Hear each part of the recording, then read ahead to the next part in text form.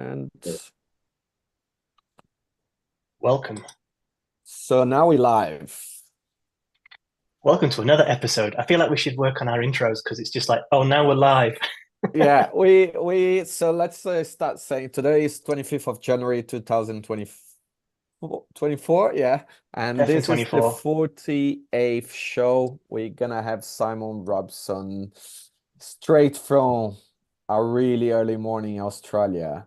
So Yeah, hello from the future. before we jump in, as always, we're gonna play a quick video. Simon, we're gonna play a video. If you don't know Simon, Simon is has a big voice when it comes to politician and things around the globe. So we're gonna play a film Simon did called Coalition of the Willing. It was a really good. He can explain to you guys a little bit after the play. So let me just share my screen quickly. Uh, Give me 2 seconds. And sorry for being late. Zoom changed a little bit how it works now. So cool. You guys should be able to see this screen. I'm gonna Yep. just.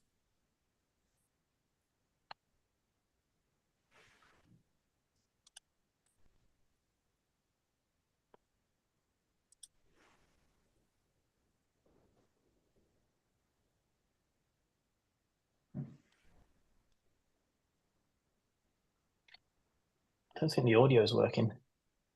Yeah, I can't hear the audio.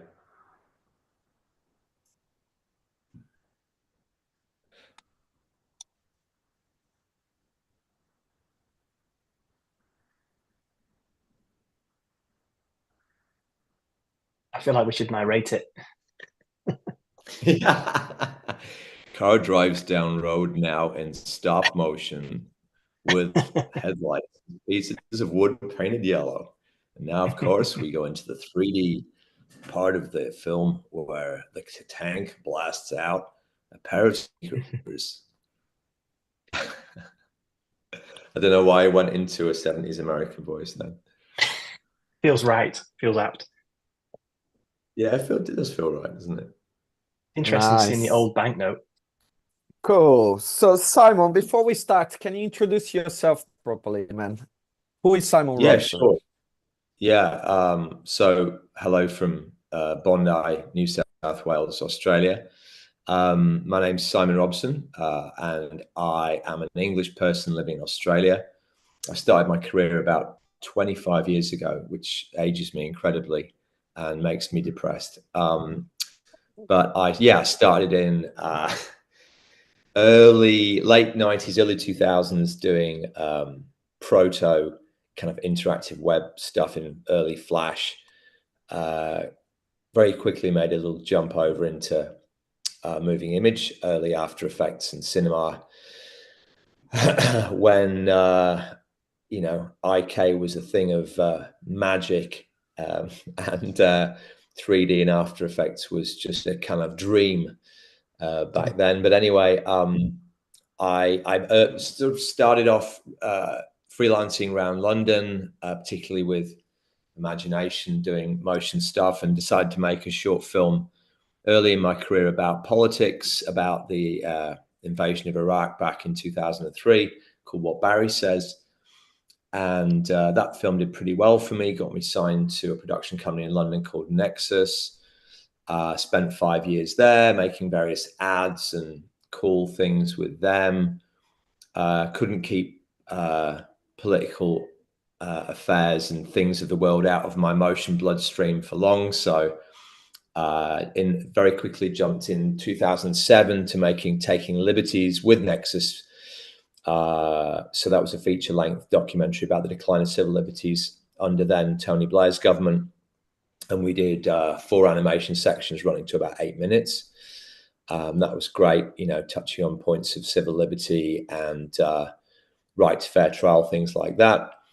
2010, I had possibly one of my best experiences in this industry, possibly on the planet for me so far, which was making Coalition of the Willing with all sorts of fantastic studios and artists, 2 of which are here today, Thiago and James. both made very valuable sections to that film, along with myself and many others. That was a film about climate change and a very optimistic kind of what we called then Web 2.0 solution, which looks just incredibly like naive and optimistic 15 years hence, but you know, it was a really nice thing to make. Then I moved to Australia, back to Australia, because I'd already been a year in Australia between 2007 to 8, moved back in 2010,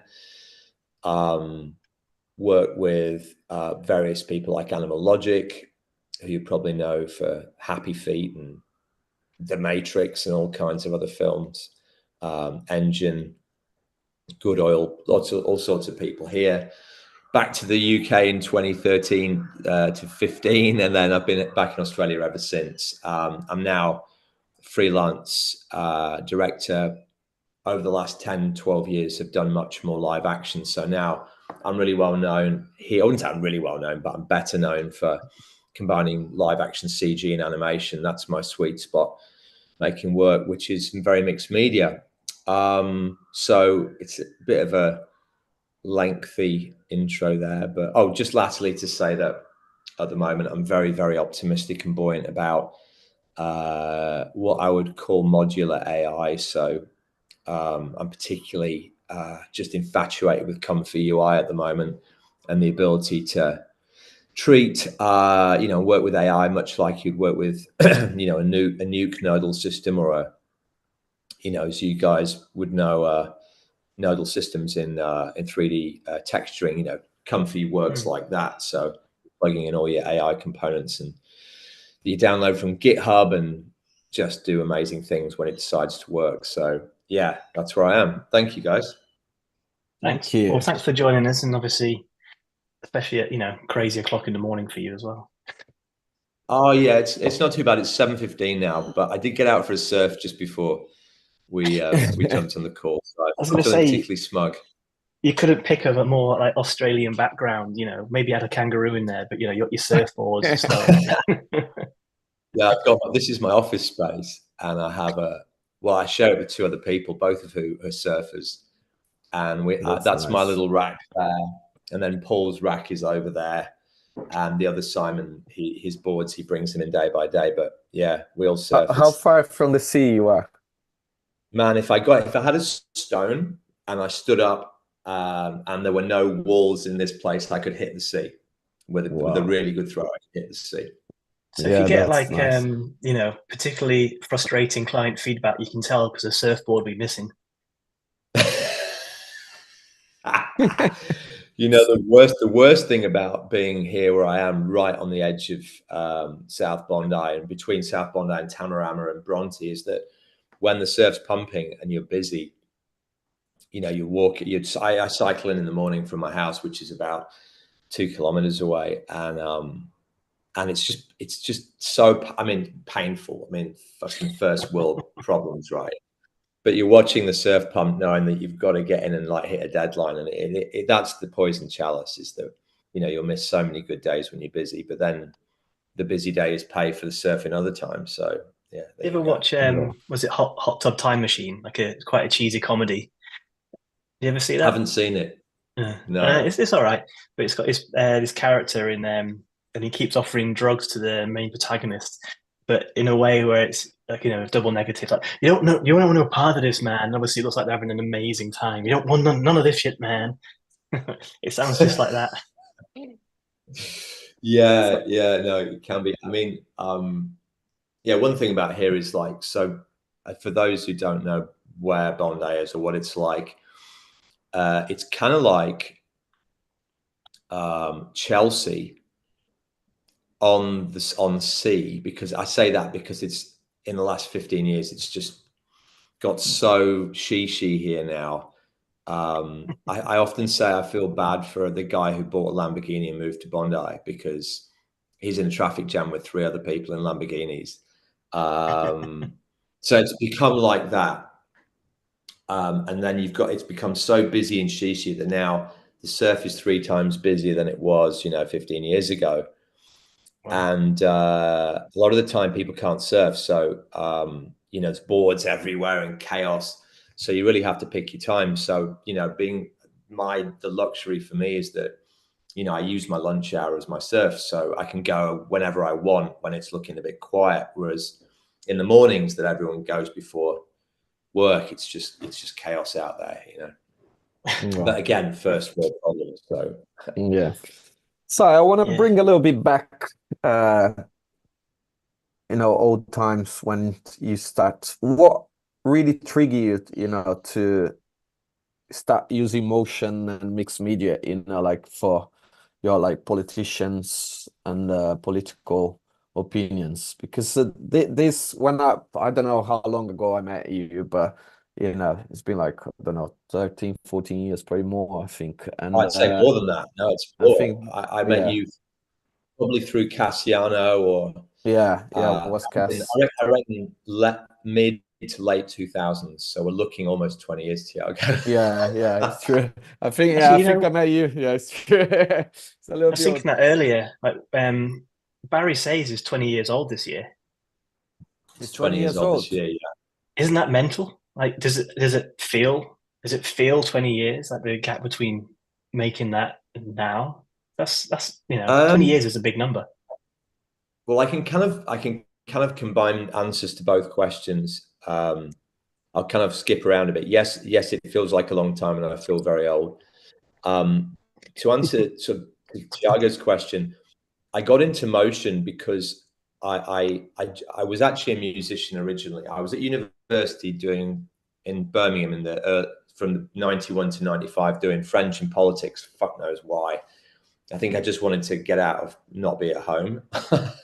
So I just did something, and I never did it hardly any. I mean, I lived in France for a year and a half, which was great in that period, but I don't know what the fuck I was doing really. But I always loved music, and I love timelines. In music and motion, you know, it's the same. It's timelines. It's there's no present. It's always expectation and what's you've just heard or seen. That's a beautiful thing about our medium, is that there is no fixed point. And so I always gravitated towards that, although I didn't know why I did. I just liked the idea of flow. Anyway, come 2000, I won't bore you with the whole story, but I was looking to work as a sound designer and musician, with people doing film degrees, and ended up going around a load of colleges in London, looking, you know, what people were doing and seeing if I could hook up with any filmmakers, and ended up just being interested in what was then called interactive digital media prospectuses for universities. I then started a master's at Ravensbourne in 2000. That was awful. Not an awful university, but it was just a really badly run master's. Managed to somehow get an internship at Fitch Design Associates doing design and flash, and then started coding in JavaScript for Flash. So what was then called ActionScript, that people may remember or may not. Yeah. And I thought I could code, but the truth was I was terrible at it. And one of my first bosses at a company called Large Design, when I was, you know, sort of trying to be an interaction designer, said to me, because in Flash, early Flash, you could animate. And he said, "Your animation is really, really good. Your coding is shit." And he was a Danish guy who really would have said it that bluntly, if not more bluntly. You know, Danes, Scandinavians, bless them, can be very blunt. And in English, we kind of flannel around it. An English person would have gone, you know, you really should look into animation more, because that's where your strengths lie. Whereas your coding has some, you know, he was just like, your coding is shit. But I knew he was right. As soon as he said it, I was like, fuck, he's right. So what that made me do was leave that job, go and spend 3 months teaching myself cinema and After Effects, and then freelancing. So the question was about what made me bring that towards politics.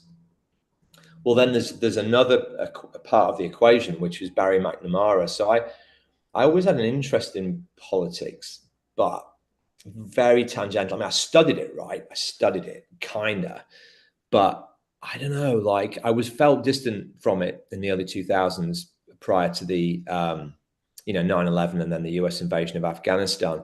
But then there was Barry, who was my next door neighbor, who was, he was a mathematician PhD who'd worked on the Concorde, the UK's first supersonic jet. He was a political activist, seller of the Socialist Worker, which was a very iconic newspaper sold on British university campuses in the 60s, 70s, and probably before. And when I met him, he'd jacked everything and become a landscape gardener, which he still is. But it's natural progression, isn't it? I know. Well, you go from maths to plants. They're pretty close. And but he basically really repoliticized me by talking to me down the pub a lot about world affairs, and we go for a pint, and I didn't mind it. You know how it is when some people talk to you or talk at you. You must have had that. People don't want to know about you; they just talk at you, and it's like, fuck off, But Barry was I was infatuated by what he had to say, and so kind of then decided I just wanted to, because I'd learned these tools, I'd gone freelance, I'd learned these tools, and I'd done work for Ford and for BP and for some cigarette work. He had a good foundation. Yeah, I think that time was the type of work. That's right. And it was like, oh, fuck. And then I was like, okay, maybe I can use these tools to actually make something worthwhile. So then I just decided to record Barry and make what Barry says. And the whole process took about 8 months because, in between work and late nights, evenings, weekends and whatnot. But it just felt it felt right. I mean, I suppose with you guys or anyone listening, if you set about a personal, creative project, you don't finish it unless it feels right. It's just got to intuitively kind of, oh yeah, like James, when you did that part for Pass It On, your film for Bram Doherty Johnson's project, which when I saw that you did, I was like, oh fuck, James has leveled up like 5 levels. Like you could see the Akira influence. I could see how much you loved it. And like your work was like bang. I was like, fuck, that's so good. And you must have loved that process. And not progressed though. When you have any of us, do you know what I mean? But it's that passion, isn't it? Yeah, it's a passion for the details and the influences. Well, that's right, and the detail comes when you really care about it. When you really care, you put the detail in, and so after what Barry says, Taking Liberties that project found me because Chris Atkins, the director of the overall feature film, he'd seen what Barry says, and so he reached out to me, and then suddenly I was like, and again it felt right. I didn't really know much about how much then New Labour had done to erode civil liberties, particularly with the extradition treaty to the USA, which was incredibly one-sided. I didn't know about it, but Chris became the next Barry for me. Do you know what I mean? Like Chris, an incredibly intelligent documentary filmmaker, ex-Oxbridge, had he not been sent down, as they call it, from Oxford, as in, expelled. And he was a real renegade. If anyone's interested, research Chris Atkins, because he ended up doing 3 years in prison for the tax schemes that he was involved with to make his films, which sounds very, very dodgy, were it not for the fact that, and this is conspiracy theory time now, guys, but what Chris did with Taking Liberties in terms of taking not just Tony Blair's government, but the whole system to account, in my opinion, with no evidence, would say that contributed to the length of prison sentence he was given several years hence, when his tax schemes were, because it was unprecedented. No one had been sent down for that long for what he did. Just make an example of. But yeah, yeah, that's right. And now his career's burgeoning again. Now he did 100 Days of UKIP. Did any of you see that, the Channel 4 thing?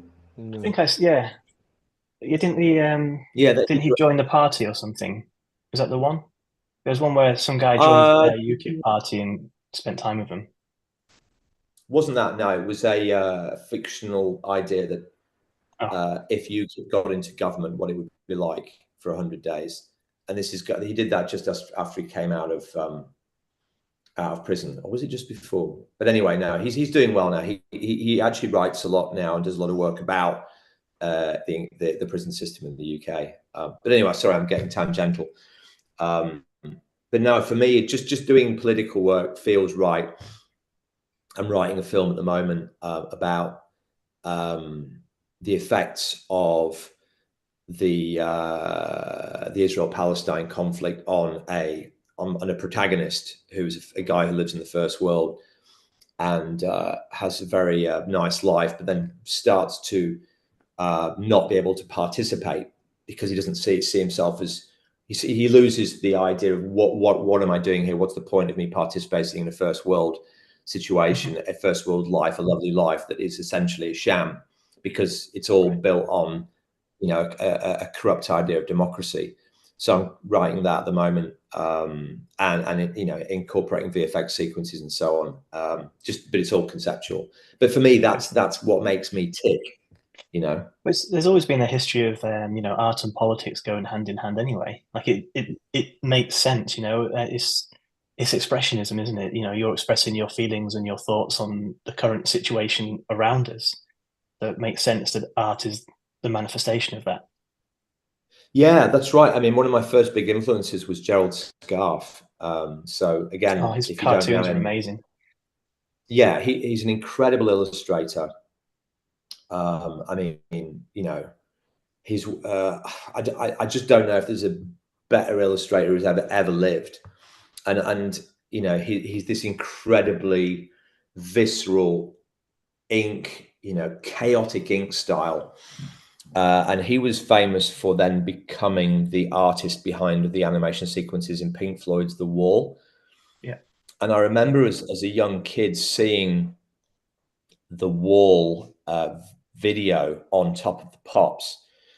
And I would have been 11, 12, I don't know. I remember seeing it and then going to bed that night and having there was a sequence of the Hammers walk, you know, Hammers sort of walking as legs, you know, in rows, marching.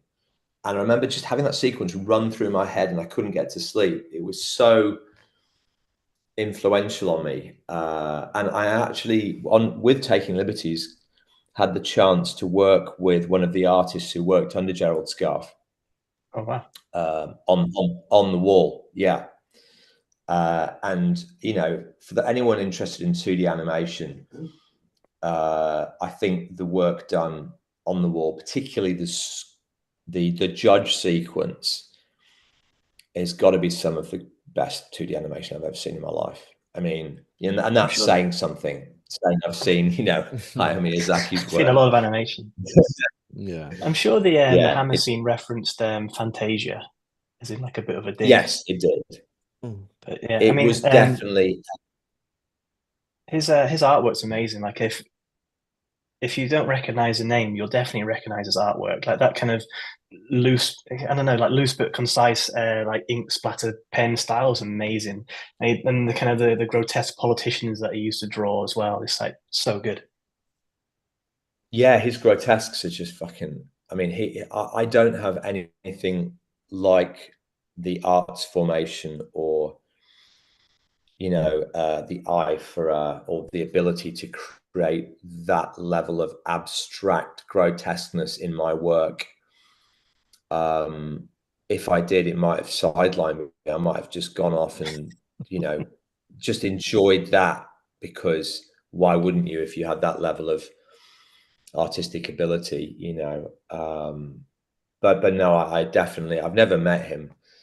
It's funny, he some years ago now, I think it was maybe 8-10 years ago, Gerald Scarfe got involved with redesigning the Cannes the Cannes Advertising Festival's lion and doing some work with them. I was really disappointed.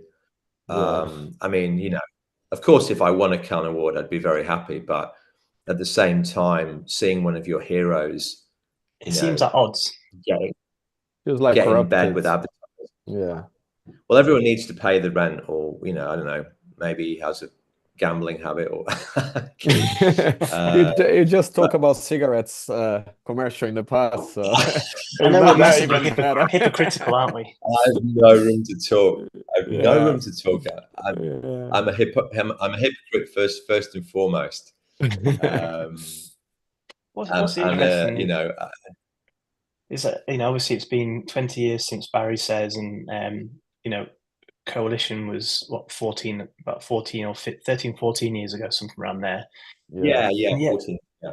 the world is still in a similar situation, if not worse. Worse, Like the probably, yeah. Palestine conflict. Now you've got Ukraine and what have you, and obviously there's more atrocities going on all over the world, and then climate change is just being swept under the rug. Everything's just like we're talking before the stream went live, and all the kind of misinformation, disinformation, disingenuous information, and it's just we're in a worse state than we used to be. Like if you look back like 10 years ago, it's like, or 15 years ago, it's like, well, actually, we're probably better than we are now.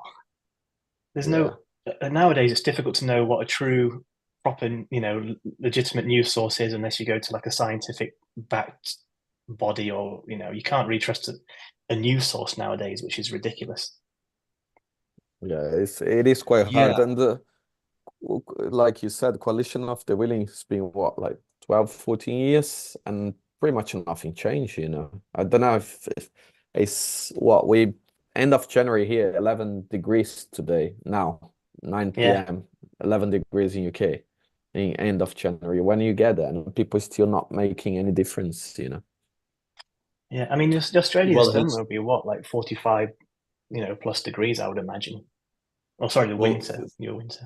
So today is going to be 39, which will be the hottest day in Sydney this year, and we're only January, so February, Jan, Feb, traditionally the hottest months. March can be stinking hot as well. Look, I mean, so much to talk about. Firstly, you talked about how the world hasn't changed since those films. I actually got into I went through quite a depressive period about 2 or 3 years ago. I was on antidepressants for a while. I'm not on them now, but just I like to talk about that because a lot of people, feel sometimes that if they are going through depressive periods that they can't talk about it, and it's a shame thing, but they shouldn't feel that. And weirdly, part of mine was, I think, kind of was driven by what you just talked about, which is why haven't things changed? And so I got into a real funk about the idea of art or filmmaking or anything making a difference ever. And so I had friends and people saying to me, why don't you make something, as a response to this, the position I was in? Why don't you make something? I was like, there's no fucking point, nothing changes. You make this stuff and people will may watch it and then say it's very nice, but it doesn't change anything. So yeah, that's right. I'm not there now. Kind of what I feel now is, I reckon that actually I'm a bit of an optimist now. I think that the young people, the young people of today, the young folks, the young folk, I have a lot of hope. So, look, there is this big side. If you believe the boomers and a certain amount of Gen Xers like me, they will tell you that young people are obsessed with TikTok and lip implants and all this fake stuff. Well, there's always been that element to any society, people who want to keep up with the Joneses and, who are interested in appearances. That's just amplified because we have social media. But what we also have is an incredibly connected, younger generation now who, if they want to bypass the mainstream media, they can, and they can curate their feed with all kinds of different things and all kinds of different viewpoints through social media. And listeners and viewers might scoff at that and go, well, it's that's bullshit, and anyone on social media is doing it for the likes and whatnot. But I'm at the moment following an awful lot of journalists straight out of Palestine, straight out of Gaza, getting the word and the images, unfortunately, straight from the horse's mouth, which is incredibly empowering. So what does this mean for the future? Well, I don't think the young people, again, I'm saying the young people, I'm 51, by the way, so I can kind of say that. I don't think the younger generation are hoodwinked. I don't think that they buy a fucking ounce of the crap about climate change denial on the whole. There'll always be certain amount that are hard right, that are influenced by Jordan Peterson. And as I was saying earlier on, I love Joe Rogan, but I think he's a fucking diabolical travesty on climate. You know, I really do like the guy for a lot of reasons, but there's a certain amount of people buy into that. But so many, like my wife's a teacher. I've got a 13-year-old son, and there's so much understanding now about where the world's at, and so much more interest, much more than when I was that age. And you know, you had 3 channels on TV, and you had a couple of newspapers. And I kind of feel that politics is driven by, this is stating the obvious, and I don't mean to patronize the audience, but politics is driven by certain vested interest groups wanting to be involved in the government and re-elected, or so their representatives are re-elected, and in semi-functioning democracies, and I only call them semi-functioning because that's what they are. The vote counts unless you believe Trump, which is it was all fucking cheated, which I personally don't, but others might. No, but people might believe it. Fine, you believe what you want, but I don't believe that. So, in a situation where your vote counts, and you need to look at what the younger generation are thinking. Now, the situation in Palestine right now is a really interesting one, because if you look at the division in the USA between the older and younger generation, and this is in terms of non-religious and religious, and by religious I say Jewish, the split is enormous. Those who back Israel tend to be much older. Those who sympathize with the Palestinian and the historical Palestinian cause are much younger. And so those people, will become the voting bloc in the future. So that's incredibly important. And I believe that people who are more amenable and more sympathetic towards, indigenous population rights, to climate rights, to First Nations rights, things like that, I think that's where the younger people are sitting. And unless something horrendous happens between the ages of like 20 and 40 in terms of brain chemistry, and they lose all their views, I think we're looking in 15, 20 years time at a very different politics, a very different global view from the first world point of view.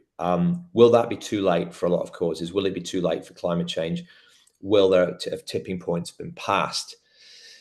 Who knows? Don't know, maybe. But I do see a sea change coming, and that might be naive, and it might be based on limited information, but that's what I think. I feel optimistic. I think it's good to have the optimistic view.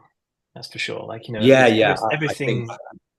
Everything's been doom and gloom, and you're kind of surrounded by news. So to step back from that and to have an optimistic view is quite refreshing. And I think does the world a good mentally. Just from a personal point of view, have a bit more optimistic outlook is quite a nice and rare thing in this day and age. Well, I think you have to. I mean, as I say, for me, I definitely went through a period of depression, which affected me, and so I had to kind of, I really, with the help of other people and a bit of medication, I definitely, turned a corner. And look, if you are in a refugee camp in Khan Yunis in Gaza right now, you wouldn't be feeling optimistic.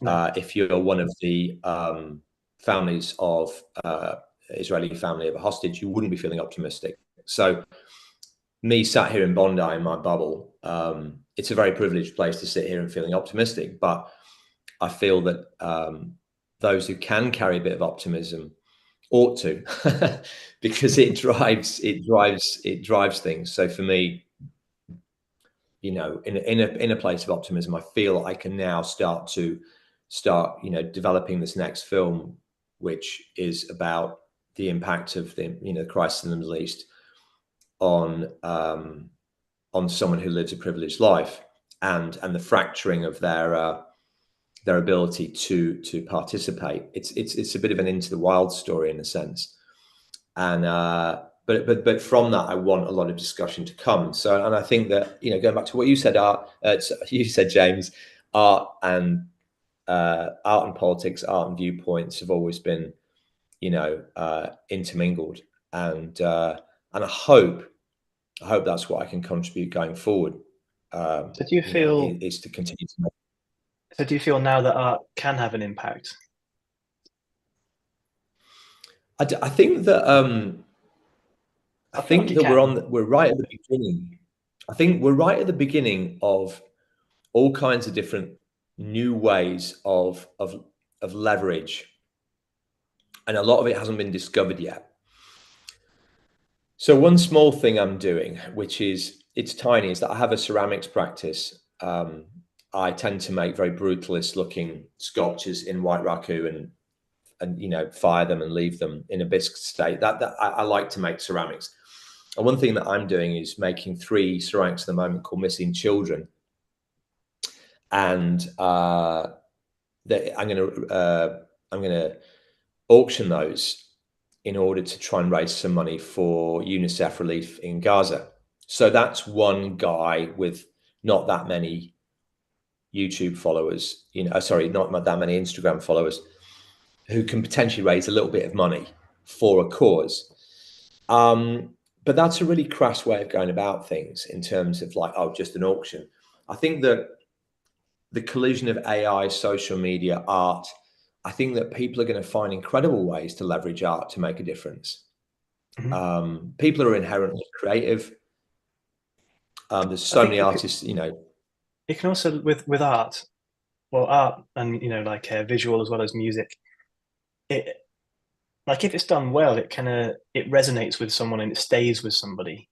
It's like, you watch a film, like say Bambi for a rubbish example, but, everyone remembers Bambi's, the death, and that sticks with you. And I think art has that ability to stick with the person, and therefore that message can stick with a person, and they take that with them on their, their life journey, and I guess like life ethos, that kind of side of things. That's quite an important thing, especially when you're saying, governments will change in like 15 years time as the younger generation comes through the ranks.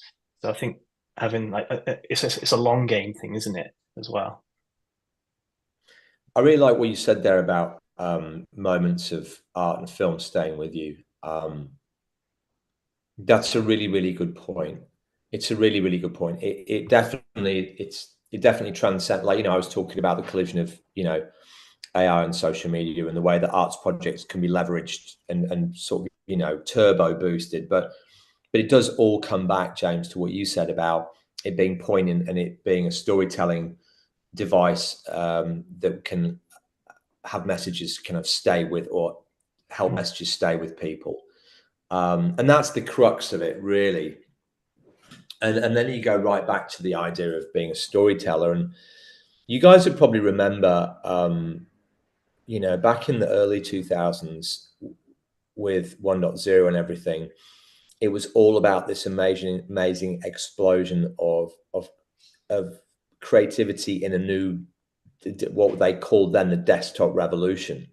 So the idea that people could create amazing things from their home, as opposed to going and spending a lot of money in a Soho post house to do the same thing. Yeah. And it was all experimentation. But then very quickly on the heels of that, people were like, hang on a second, we've got all this new stuff, but we still need to be storytellers. So I remember being at F5, which was, the creativity conference that Justin Cohn started in 2009.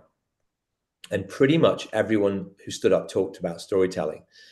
So much so that it became a cliche, which, wasn't necessarily a great thing, but it really sort of hit. It was like, we've got all these new tools. Everyone's been playing with different techniques, but now how do we tell stories? And, I'll give you an example. Like, I've been a bit behind the curve, but watching, Top Boy recently, the second series, so the latest series is. And there was a particular moment where this pregnant mum was escaping a very oppressive, you know, husband and family. And out of all the moments in Top Boy, which is, you know, it's the British, for those who don't know, they call it the British Wire. It's so gritty and, you know, confronting and violent. But this one moment where this pregnant mum managed to escape this really oppressive family, just, I don't know, just resonated with me. And I couldn't wait to tell my wife about it. And then I told friends about it. It's like, yeah, and she got away and she got in this taxi and the taxi driver helped her out. And that stayed with me, you know. And then I started thinking about women's rights, who are trapped in a, you know, in a relationship where the, you know, the husband or the partner won't let you leave the house. You know, you hear about these things, and it really just started to play in my head. And that was just this little snippet of a show. So you're right, you know, the issue, you know, telegraphing issues forward in art is incredibly powerful, and we should all, you know. One thing I want to touch base is because when we're talking about like storytelling and everything, but when we get into like subjects like politics and global warming and things like that, to make a film like you did, you know, Coalition of the Willing, or they take time, they take a lot of resources. Even you're talking about 1.0 when everyone could produce things at home and not using a post, but we're still on the edge, you know, like things takes a lot of time to produce. And when it's like a good example like Gaza, because I want to bring this because I know you've been using there. So you want to be out there with the storytelling, with the visual straight away, so you can make an impact, you can make a change. And of course, when we're gonna animate, when we're gonna create that takes a lot of time, you know. So you lose the moment, you lose the power of the moment on that. But one thing I notice you've been doing now is using AI. So to produce what you want, you know, to say, or what you want to visually to create conflict or make people think, but you can create that as in a fast pace as well as in the political idea to put in front of everyone and make people thinking. So I've been seeing you using more and more AI, and it's something I want to you talking a little bit about, you know, because a lot of people complains, you know, like it's taking everyone's job, or, you know, like that kind of thing. But looking from the other point of view, you know, for creating something instantaneous, then is giving the moment, especially for situation like what we have at the moment with the Gaza, you know, is really important as well.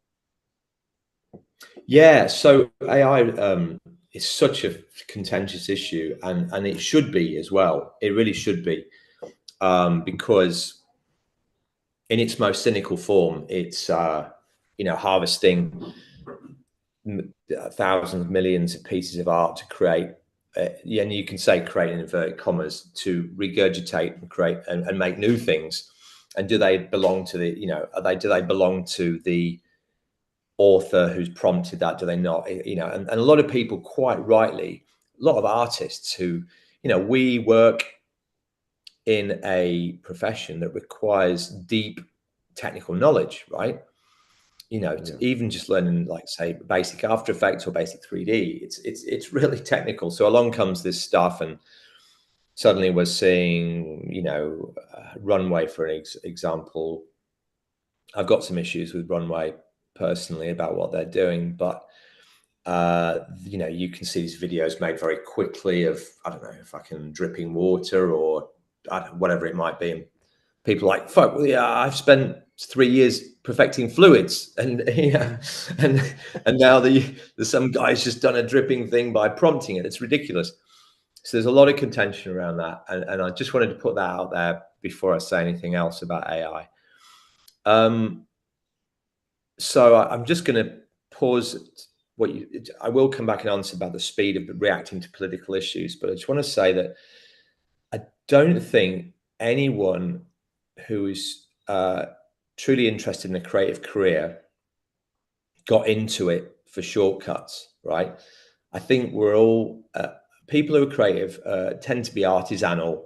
So going from, you know, the days of yore when you would have a piece of wood and chisels and saws and you would create something by hand. It was what we're talking about earlier on. It was the craft, it's the detail.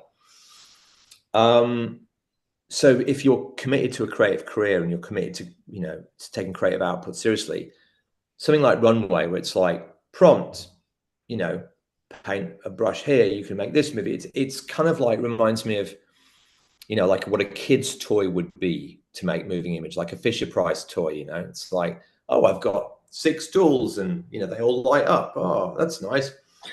I don't think that's ever going to satiate anyone who wants to get under the hood and really, you know, get to grips with this.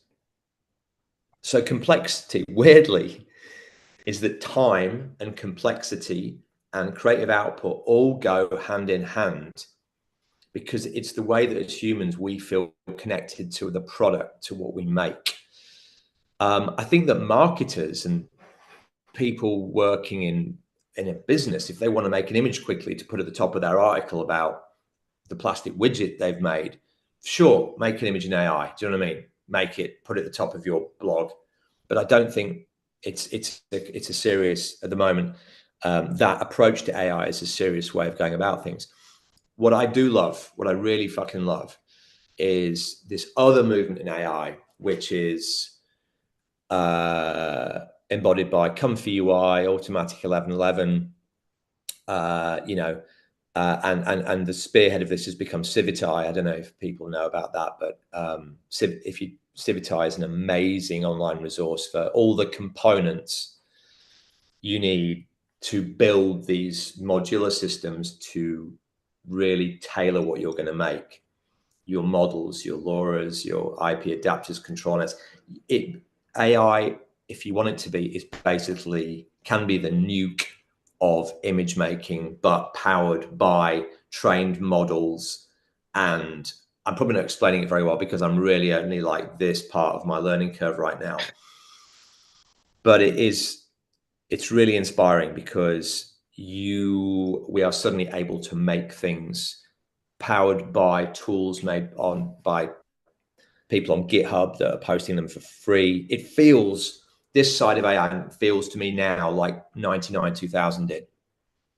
Wow. It really feels like that. It feels like, fuck, wow. Like, and if you go on Civitai, most people doing AI are this sort of modular AI are kids, and people are making sexy women, you know what I mean? Perfect cyber outfits.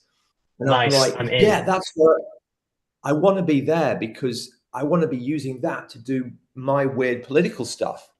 And that's going to look so, I don't want to make sexy women like selling political ideas. But what I'm saying is that what turns me off is learning a tool where there's 2,000 YouTube tutorials for it. I want to learn a tool where there's maybe 1 or 2 tutorials and 3,000 people have downloaded that component. I want to be on that edge of what is a bit unexplored.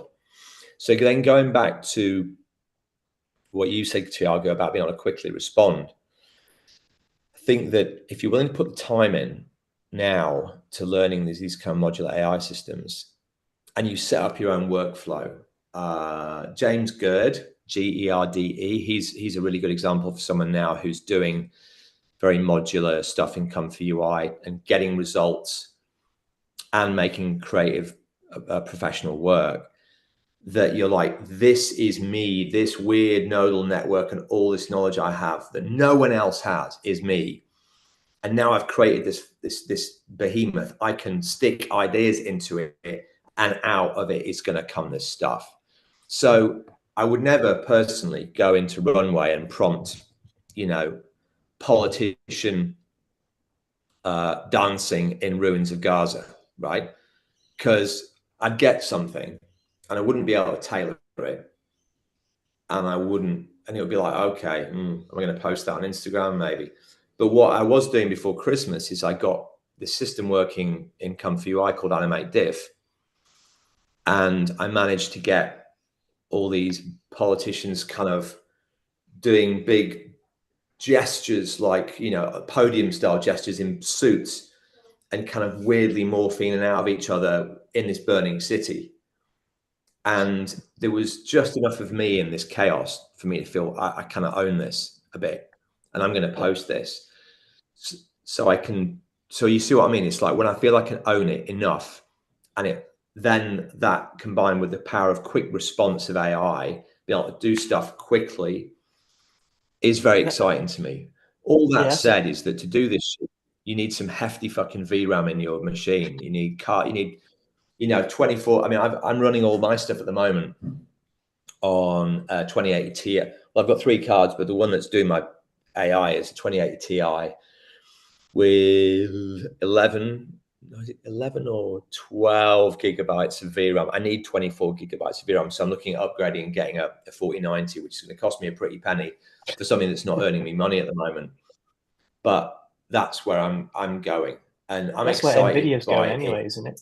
Like they're they're heavily invested into AI, so that's only going to get quicker with obviously the next generation of cards and that kind of side of things. Yeah, I would recommend that anybody who's not on the Nvidia developers network email, get on it, because like I'm not a developer. Fuck, I'm just not that bright. I never have been and never will be.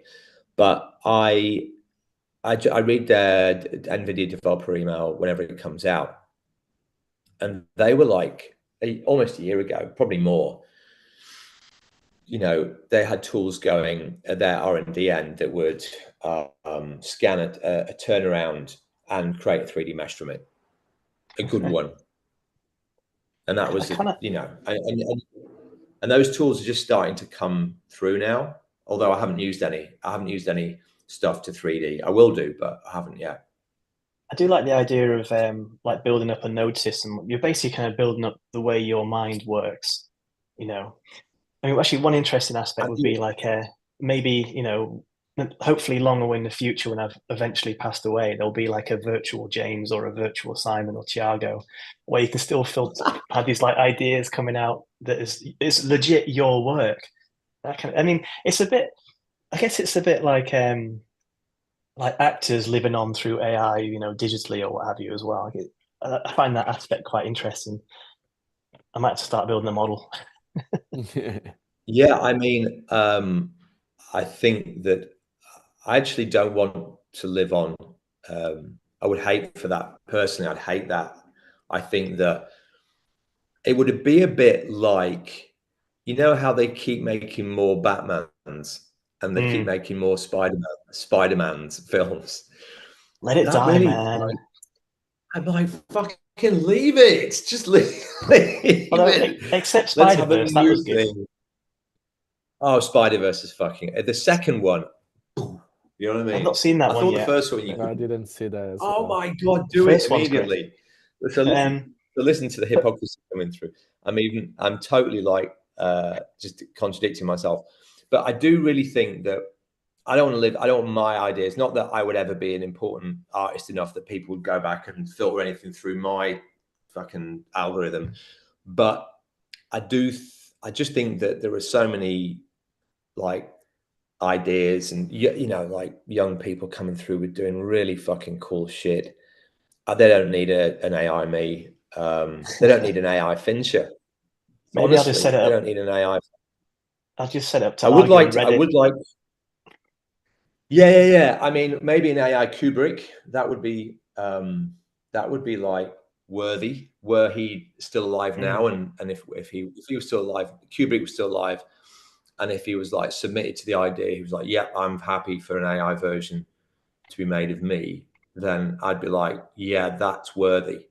But and anyone else, I mean, who else in filmmaking would you want an AI version of? Hitchcock, maybe. But again, I don't know. I mean, it would have to be the greats, wouldn't it? At the end of the day. Yeah, and it's all subjective. Yeah, man. As long as we don't get an AI Farage forever, that's fine by me. Fuck. That would be AI Trump, man. I mean, Trump's pretty much the next president again, right? Well, hopefully not, but we'll see. Well, yeah. I don't know. What do you want? Another 4 years of Biden and him overriding Congress to send, weapons to Israel or anywhere for that matter without the But this is just a no-win. This is a no-win situation, no matter which way you go. at the end of the day. There's no. I mean, this is kind of a democracy problem. We've had the same problem in England where there hasn't been two viable parties for a long time. That's where democracy fails. If you haven't got an option, then what the fuck is the point? Yeah, it's interesting looking at the English situation from over here. For many, many years, I never used to read anything about Australian politics and just read about English politics. And it's only really in the last sort of 7 or 8 years that I've started to interest myself a little bit in Australian politics, more around the climate issue, because obviously there's so much carbon fuel available here that's, you know, carbon fuels and politics are even more intertwined here than they are in the UK. But looking at the UK from over here, especially Keir Starmer, like as a human rights lawyer, kind of, there's this thing recently where footage came out of Gaza with this group of men with a white flag, and one of them just gets the guy holding the white flag. Yeah. And they referred it live, I don't know which news team it was, to this really preeminent human rights lawyer. And he basically said within about 35 seconds, he goes, the man was unarmed. He was waving a white flag. That's an execution. That's a war crime. He kind of said it that succinctly. And then you have Keir Starmer question. He's like, I think it's unwise for us to make calls on things without knowing the full situation. It's like the full situation. It's there. That's the full situation. He was sniped from 300 yards away. He had a white flag and he was unarmed. I mean, so I kind of feel with the UK, it's, you know, I think Keir Starmer always wanted to be Tony Blair, but ended up being David Cameron in a weird way. Do you know what I mean? I kind of, yeah. Yes, I don't know. I mean, yeah, sorry, we're talking so much about politics. I feel bad if anyone's tuned in to want to know about, you know, like some software stuff. Like, yeah, we don't talk much software, but so talking about the subjects, because I don't know, for me, you are one of the main person when I see, you know, using animation to, you know, express your opinion on politics and things like that. What you'd suggest, you know, for people, like for the young audience, people want to get into, you know, to put more their voice out there, you know, as you did? What would you suggest, recommend? What would you tell yourself, you know, if you're starting now and that's what you want to do? I'd say find a Barry.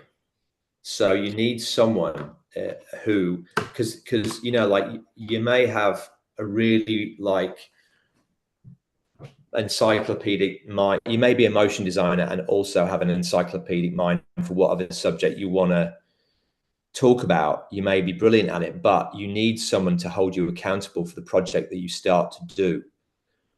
And that was the beautiful thing about Coalition of the Willing, was that by engaging and working with all kinds of collaborators like you guys, there was no freaking way on God's green earth I could not sort of shepherd that film to completion, because I would have wasted so many people's time and effort.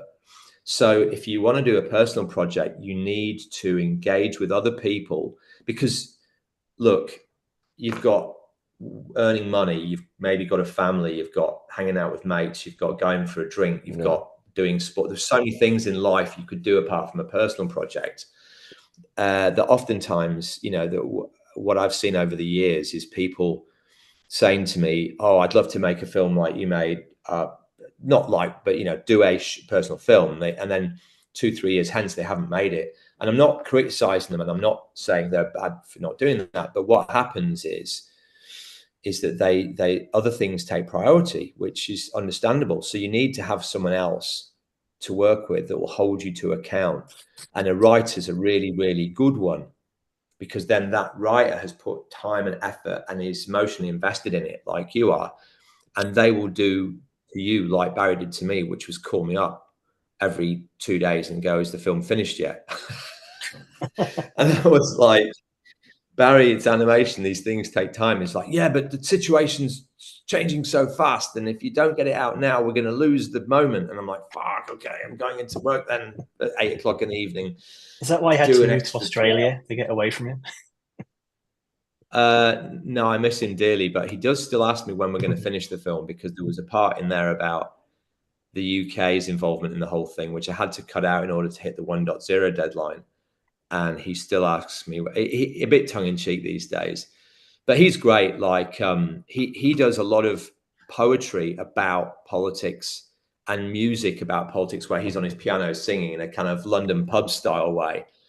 And he posts it all on Instagram. Hang on a second. I'll find his, I forget what his Instagram handle is. I think it's Bazza Mac, or it might be Mac1. Oh, here we go. Yeah, Bazza, BAZZA _Mac, MACH.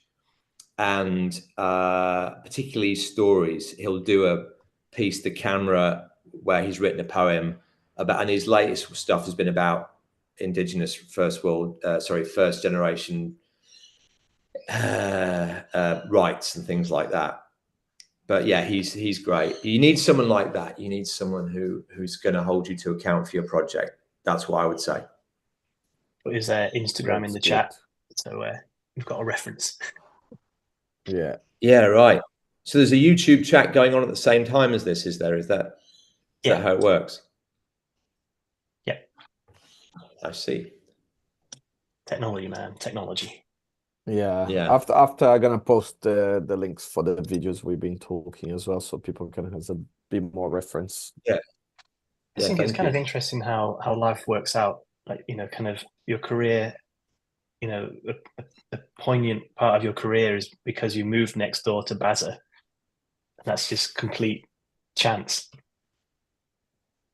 Well, you're right. It is. But all the best things happen by chance, don't they? You do. I mean, I got into this whole sphere by perchance picking up some prospectuses at universities. I was going around, you know, advertising my services as a sound designer. I met my wife completely by chance. I'm not saying there's some, you know, divine path that we all follow, which is predetermined. I don't know if I believe in that or not. Probably don't. But I do believe in a weird path of charm where little things glow on the horizon. You either move towards them or you don't. Yeah, I mean, going back to what you said or asked Thiago about making your own work, I think that, you know, everyone who's creative will have a lot of ideas every day, and like, oh, I could make a film about that, or I could make an illustration about that, or I could go and see so-and-so and we could do this together. And it's just how bright that little light glows, you know. It's like, does it glow bright enough to deter you from going down the pub, or is it too dim to sort of attract you towards it? And that's up to us. It's interesting, like at the moment, I'm really a big advocate of, there's a book by James Clear called Atomic Habits. And it's all about, you know, how you organize your life and your work around habit forming and creating a system and making the things that you want to do more obvious in your life and more easy to do, and things you don't want to do less obvious and less attractive. And I really, that appeals to me, not because I can do it the whole time, because I'm a bit of a scatterbrain and I'm failing a bit, but because, you know, we're all fallible, you know, we're all fallible in terms of going out and trying to find new work or make a new project or even doing the right thing, you know, for the family. But I think if you can sort of have a structure that gets shit done and you're accountable to that structure, then again, that boosts your chances of making this sort of thing, you know, of doing side projects. Because, you know, we were just talking earlier on about the industry and how it's been in the last year. You know, we come off the back of COVID, we have a bit of respite, and then suddenly most people I know in the industry had an absolute shocker in 2023, you know, just didn't make enough work for them to A, be happy, B, potentially to pay their way. So, you know, when the world's like that, the last thing you're thinking about is a side project. You know, the first thing you're thinking about is, where's my next gig coming from? So, you know, having a bit of a system in place to deal with things like that and to get things done even when times are fraught, I think is really powerful. So yeah, check out Atomic Habits. It's really, really good. It's a really It's really good weird. Like again, like small things that happen. Like I was reading on Reddit the other day, and then one of the books they recommended on this thread was Atomic Habits. And it was I think it's about some guy who wants to get his life in order, and this was one of the recommendations. So it's, I don't know, two worlds collided. Yeah, it's great, man. I mean, I think again, like for me, my first couple of weeks implementing it were great, and then this week's been more shaky because my sleep's been a bit disruptive, and I've just been a bit more off the boil. But that's life, and I'll get back on the horse. Yeah. It's definitely a good one. But I'm a scatterbrain. Like I need a system. I really need a system. If I don't have my day laid out before I start, if I don't have like my 25-minute segments blocked out in the Pomodoro method, I just fucking procrastinate the whole day. Yeah, I agree with you. I think routine for me is something, even like we always talking about creatives, needs their own free time and everything, but I need a system. If I don't have a system, I just do the same, I just get lost. Yeah, you need that, man. Like you need those bones to then flesh out. Yeah.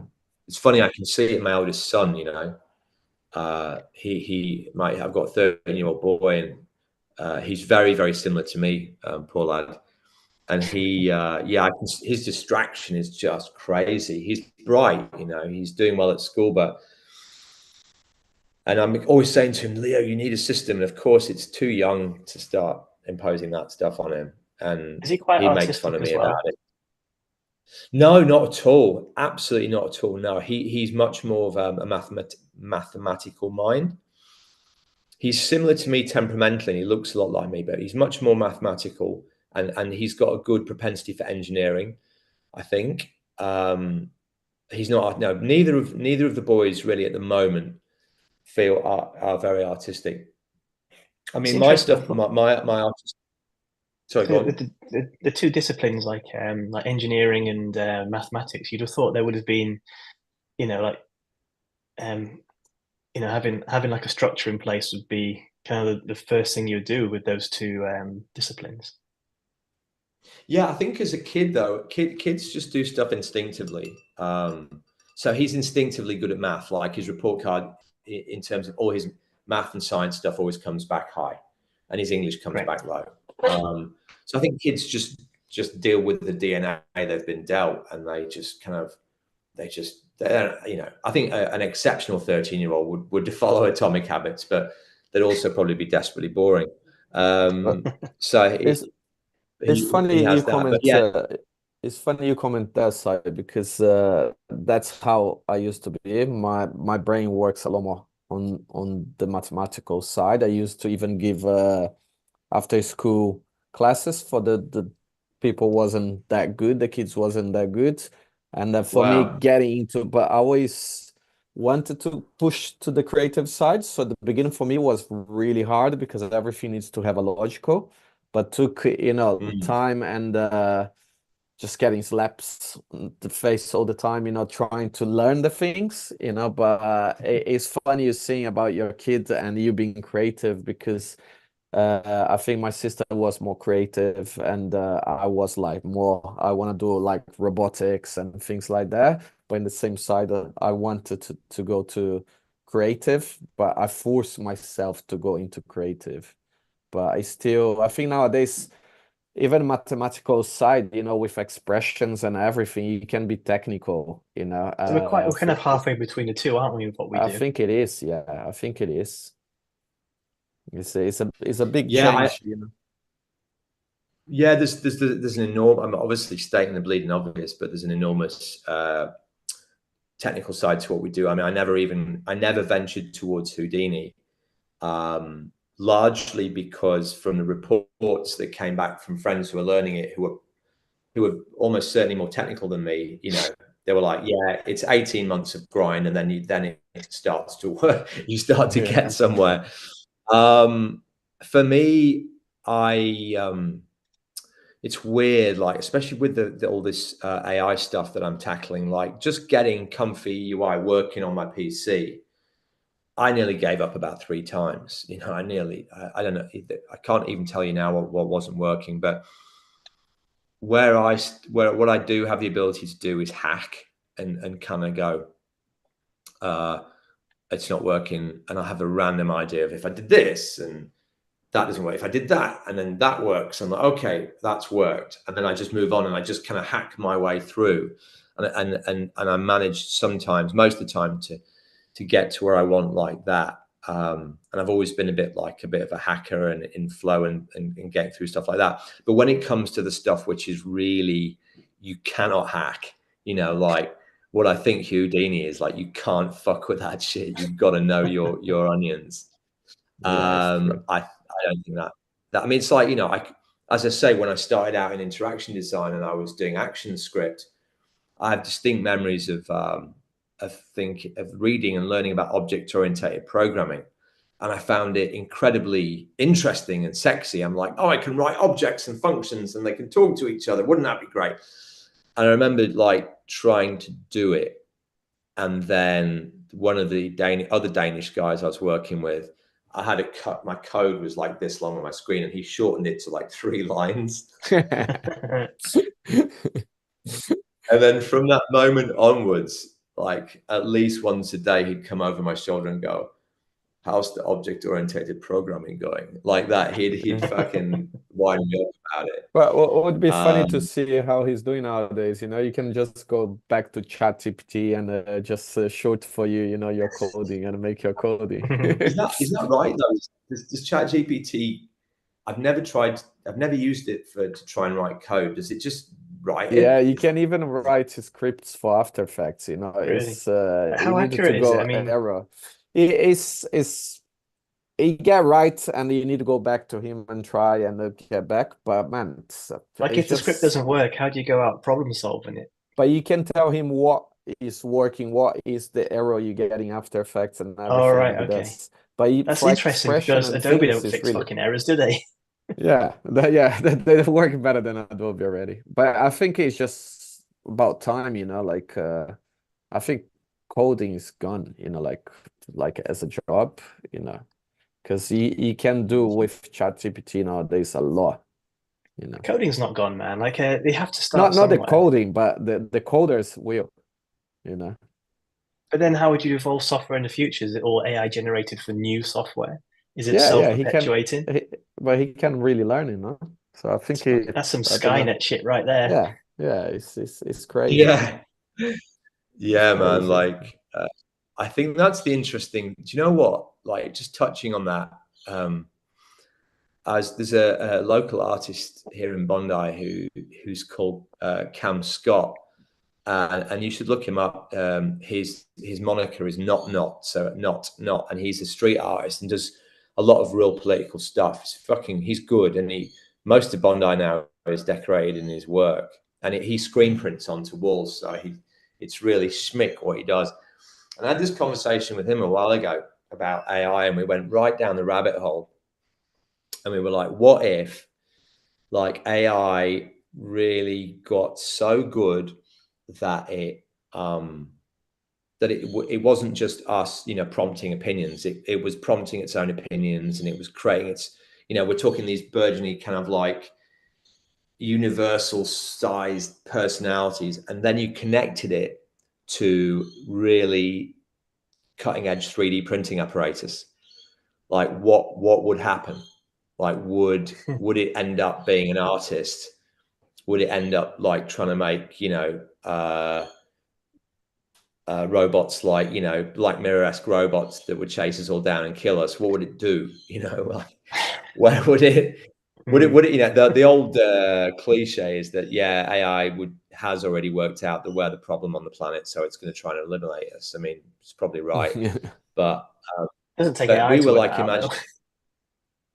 but we were imagining it just filling warehouses full of like transcendentally beautiful nature-inspired art that would never get seen, but it would just do it because it could, you know, if it had a 3D printing facility at its disposal.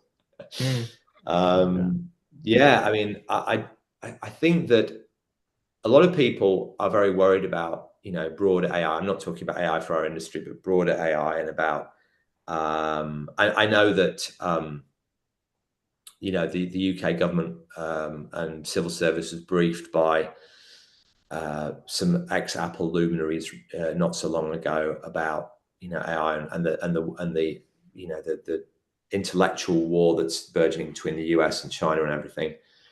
I think we're all just you know, we're all on the front row with popcorn watching it, really, aren't we? I mean, none of us can affect that.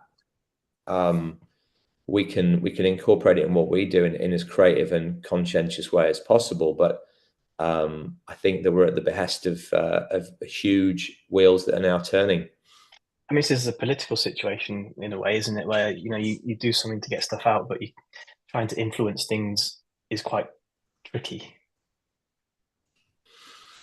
Yeah, fuck. I mean, politicians, man, they're just not equipped. They're just not equipped to deal with these bigger issues. They're only thinking about the next 4 years and the next 4 years. You know, they're not equipped to deal. I mean, this is kind of why. I mean, are you familiar with the idea of citizens' assemblies? You know, in No, the oh God. So I only say oh God because I'm going to do a bad version of explaining it.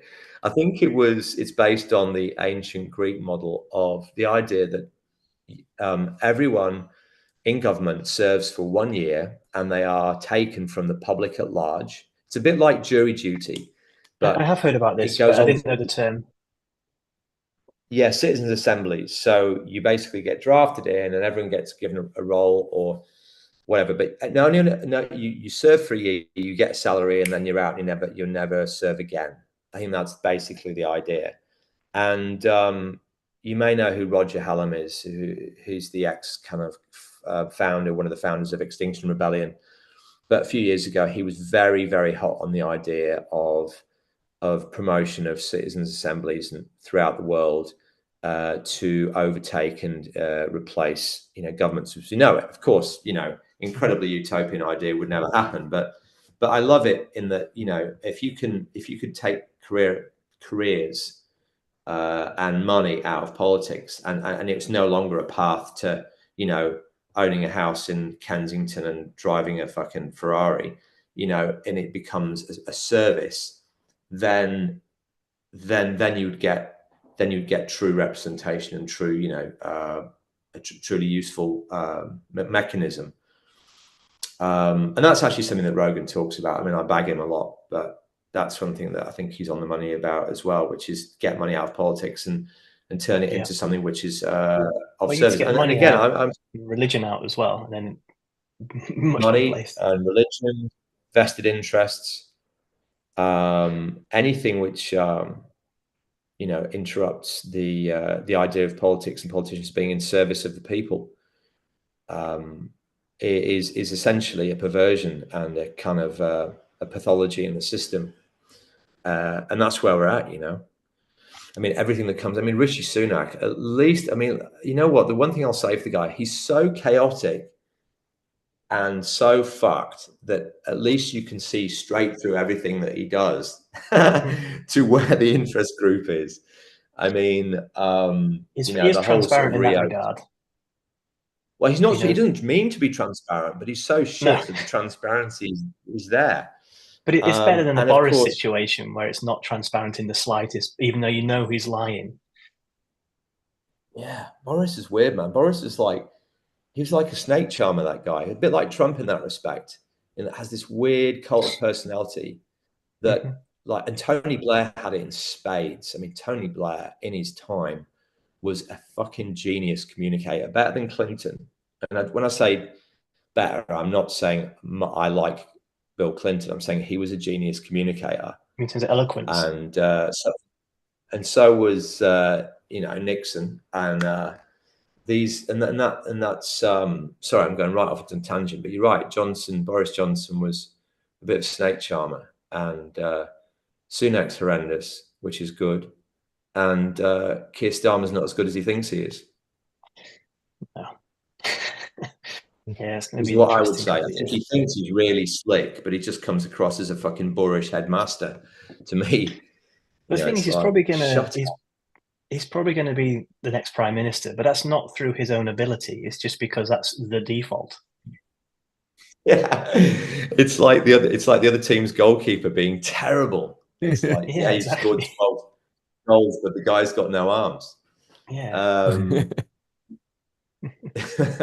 It's true, Yeah. and that's why Anthony Albanese, who essentially is just another fucking stooge for he's our prime minister here, and he's just a stooge for carbon interests. And you know what, because Australia, you know, if you think the UK is a poodle of the US, then Australia's even more of a poodle, you know. And we're in this very precarious situation in the sea here, where we have Indonesia and we have China. We have these serious fucking powers around us, and we've, you know, I mean, the Australian army, you know, the armed forces are world class, but they are not numerous enough to do anything to stop, you know, a serious invading force. And so we're very, very, very, very even more invested than you guys are in that relationship with the United States.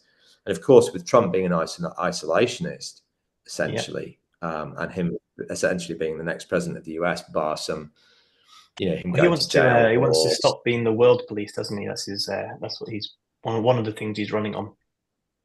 Well, he ran on that last time, and to be fair to him, he didn't start any conflicts. I think he did a little bit of monkeying around in Syria and Yemen and whatnot, but he didn't start any conflicts. And look, I'm not backing Trump here. The man is a fucking an aberration, but he can legitimately say, you know, I didn't spend, you know, hundreds of billions of your taxpayer dollars on X, Y, and Z, whereas Biden has.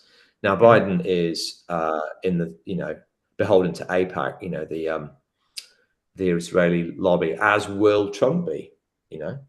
I mean, unless Trump wants to, you know, run the risk of a serious assassination risk, then he'll be in the same pockets. So, you know, whether or not his unblemished or less blemished foreign, you know, foreign wars record, if he wants that to, you know, stay seriously intact, then yeah, I think he'll be running the risk of assassination.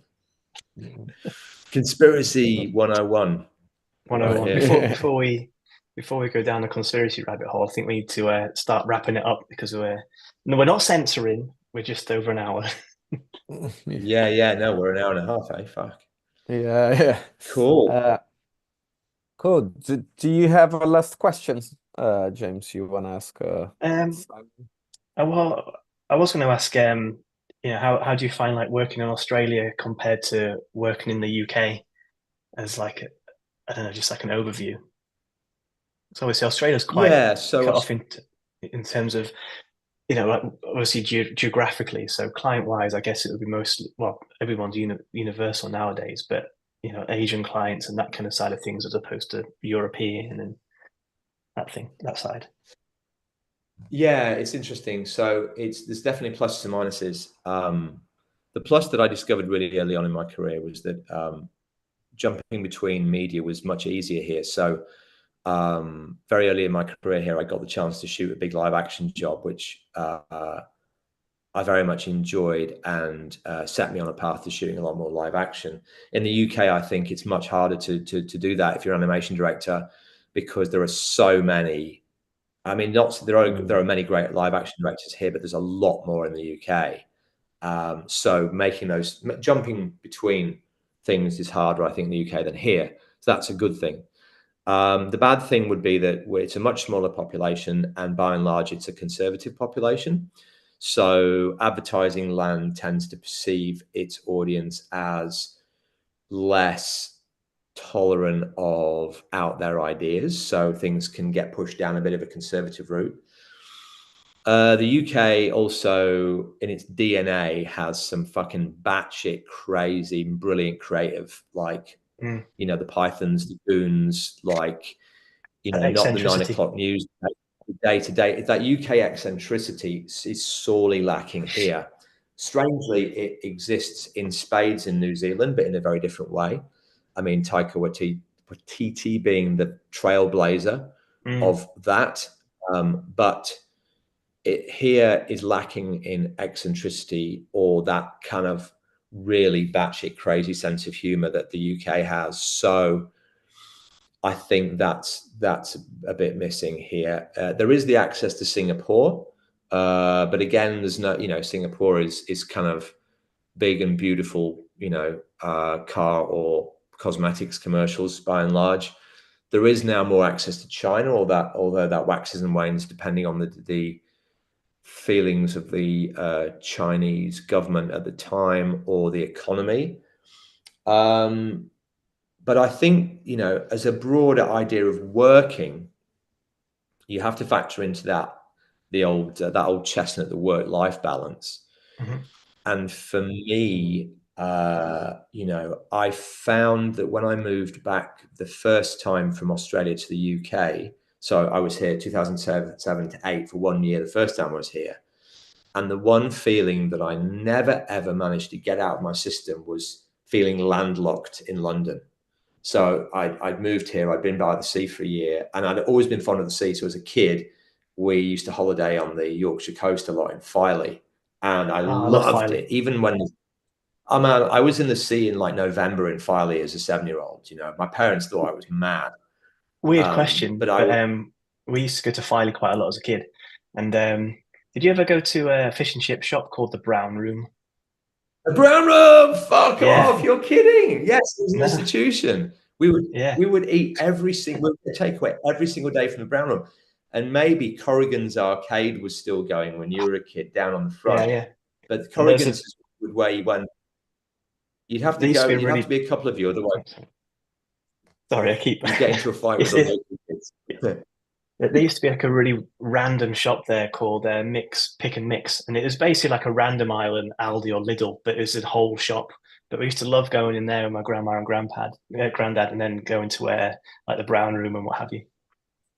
And there was also Sturgeon's Bakery, which did the most brilliant like fucking lemon tarts and shit. We're reminiscing.